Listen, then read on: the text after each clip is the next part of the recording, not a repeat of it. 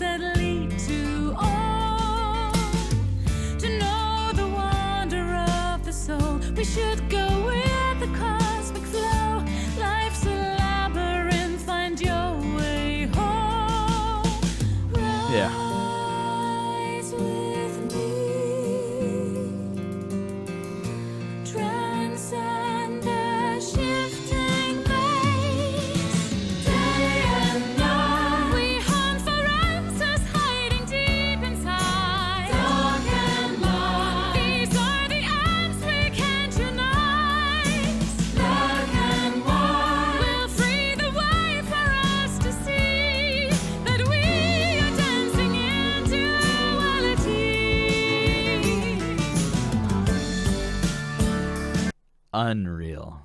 What a stunning occasion to hear her in this acoustic setting. Very different, with such a cutting and vibrantly bright sound as Simone. When we hear her in the context of the entire, like, grandiosity of Epica concerts, she cuts and she works in there. But it's a different dimension when that sound gets to play with all acoustic instruments, all acoustic for the most part, in this more light, airy setting, right? Capriano, when I first heard Epica, I immediately compared Simone with Flora. She fell flat there for me. Then I realized that Simone has her own unique qualities, and you really appreciate her singing. Also, the compositions by Epica are extremely high level. Yes, there's this depth in for me, the poetry of Epica music is such a wellspring for inspiration and ideas. It's a very intellectually creative and yet like philosophically freeing theme that they always bring in. And the music, I mean, it's on par with like the stuff Arian writes for Ariane, right? And it's incredibly inspirational. Yeah, I mean, I love Simone's voice, man.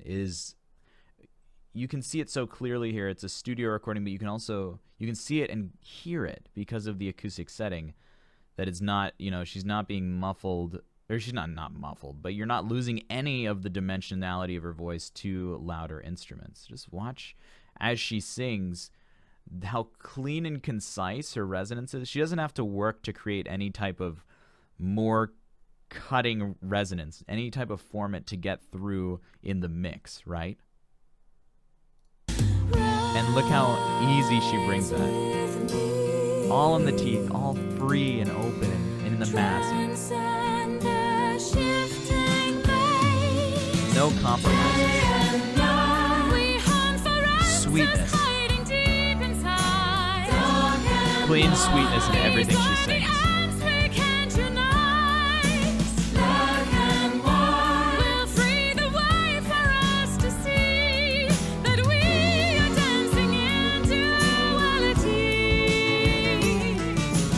The way she gets that wonderful color is by always keeping it's a very forward and bright sound, but that sound travels within the acoustic of the head, she's a lyrical singer, right? She relies on the acoustic of the head to color the sound in a very sweet way. It has a journey inside before it leaves, before it comes out, and we hear that. Obviously, they're using different cuts, and she's not doing it through Compose. This is a studio recording, quite obviously, but it's a lovely opportunity to experience that full color of her sound. Enigmas of the universe cannot be known without a search. we will find out that all roads lead to Om. To know the wonder of the soul, we should go with the cosmic flow. Life is a labyrinth. Find your way home. It reminds me of rivers almost. Rise with me, transcend the shifting maze. Day and night we hunt for answers, hiding deep inside. Dark and light, these are the ends we can't unite. We can't unite. Black and white will free the way for us to see that we are dancing in duality. It's like describing the experience of listening to an Epica song.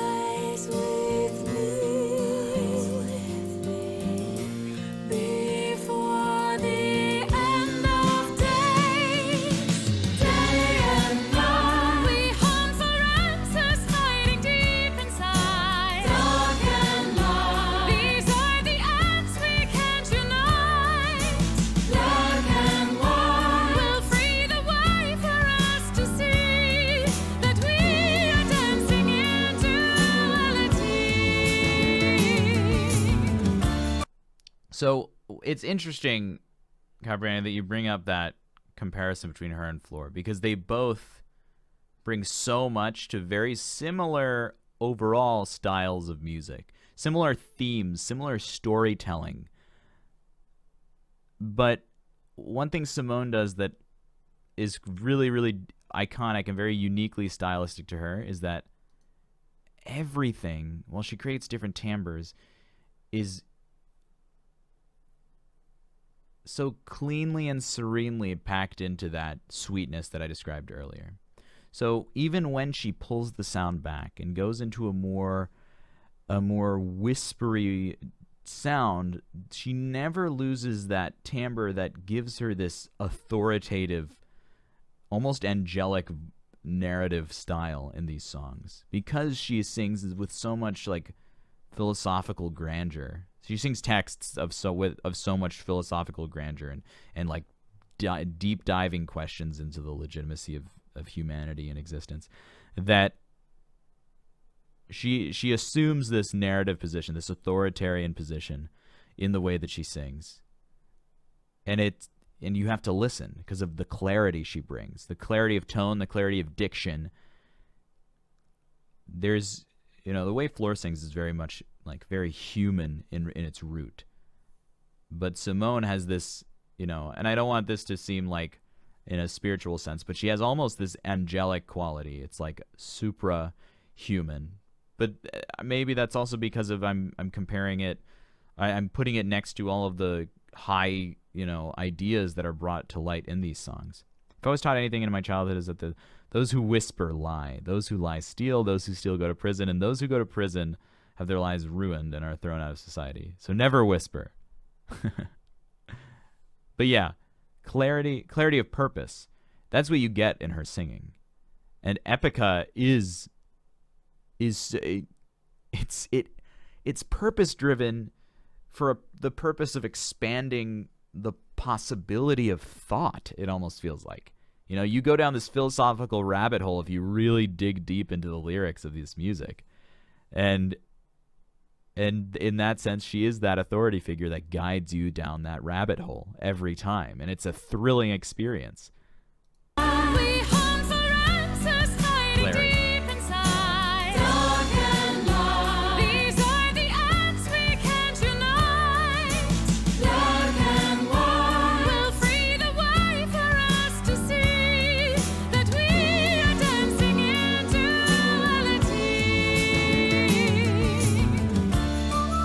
The verse before that, before we get into the breakdown. Expose the corners of the mind to scour edges of the sky, but don't fly higher than you dare to fall. The truth lies buried under dark, yet souls do rise from cosmic heart, a brush of red and white celestial art.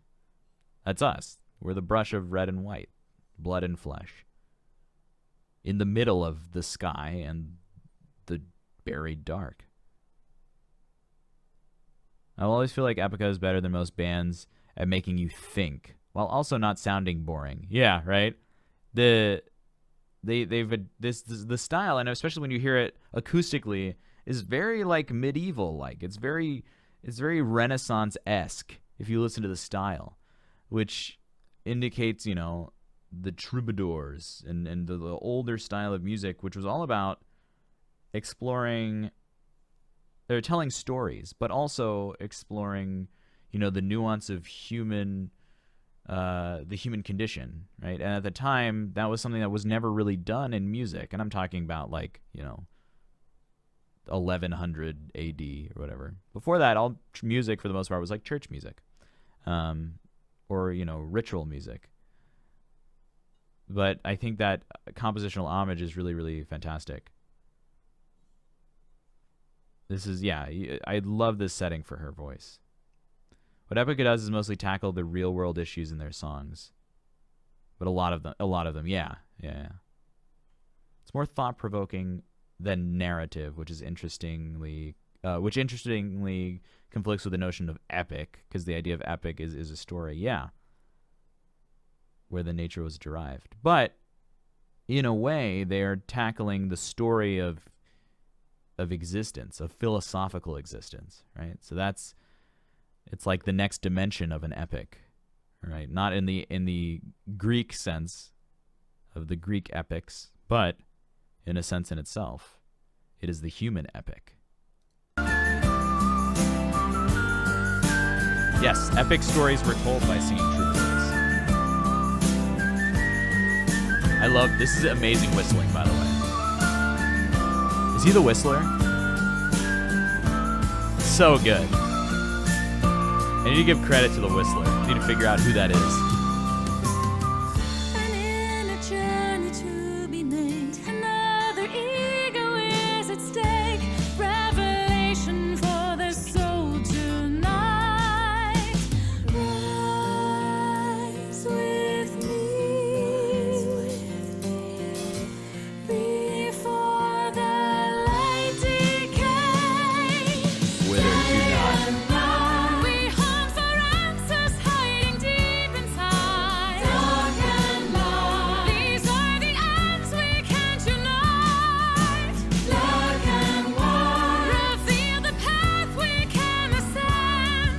Inspire towards wonders in the end.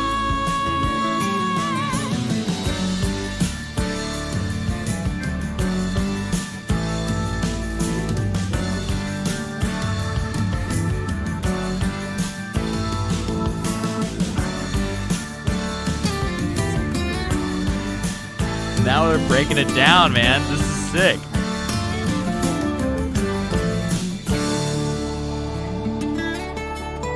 Well, that's it.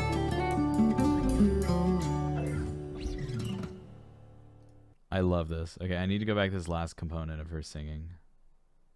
She had so much intensity. Answers hiding deep inside. So the actual version I think is much longer, no? These are the ends we can't unite. Black and white.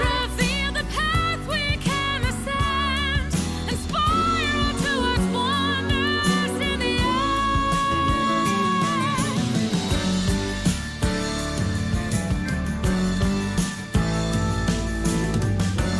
I love how exciting this is. It's almost like country music.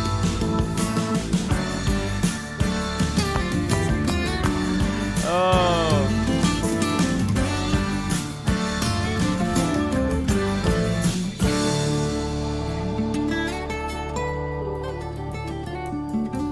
Day and night, we hunt for answers hiding deep inside. Dark and light, these are the ends we can't unite. Black and white, revere the path we can ascend, and spiral towards oneness in the end. That's the human epic, right? That's the combined human consciousness, right? And we're like Kantian philosophy, but the human condition is like an all-consuming, all-singular consciousness between everyone. We often don't realize that a lot of these bands write these epic lyrics in a foreign language. Oh, interesting. And for them, a foreign language. That's so fair.